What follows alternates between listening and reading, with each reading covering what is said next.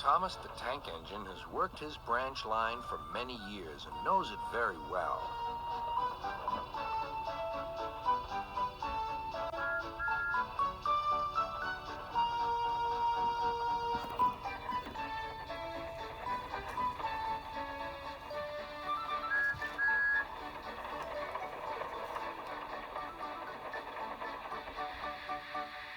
You know just where to stop, Thomas, laughed his driver. You could almost manage it without me.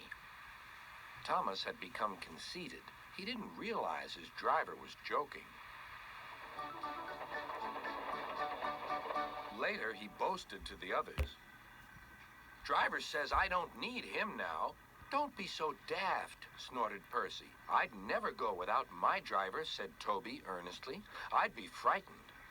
Puh, boasted Thomas. I'm not scared. You'd never dare. I would then. You'll see. The next morning, the firelighter came. Thomas drowsed comfortably as the warmth spread through his boiler. Percy and Toby were still asleep. Thomas suddenly remembered. Silly stick in the muds, he chuckled. I'll show them. Driver said I could manage without him. I'll just go out and then I'll stop and whoosh. That'll make them jump. Thomas thought he was being clever, but really he was only moving because a careless cleaner had meddled with his controls. He soon found his mistake. He tried to whoosh, but he couldn't. He tried to stop, but he couldn't. He just kept rolling along. He didn't dare look at what was coming next.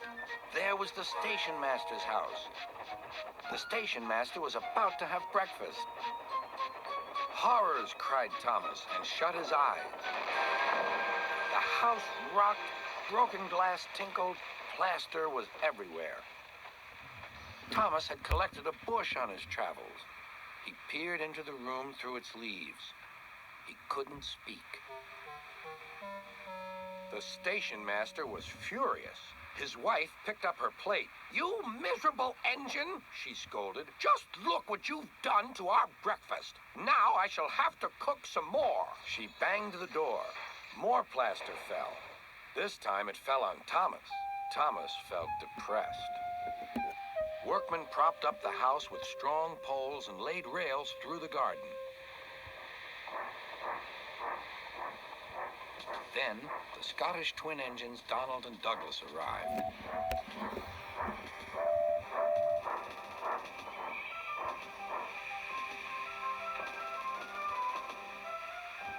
Dinna fash yourself, Thomas. We'll soon have you back on the rails, they laughed.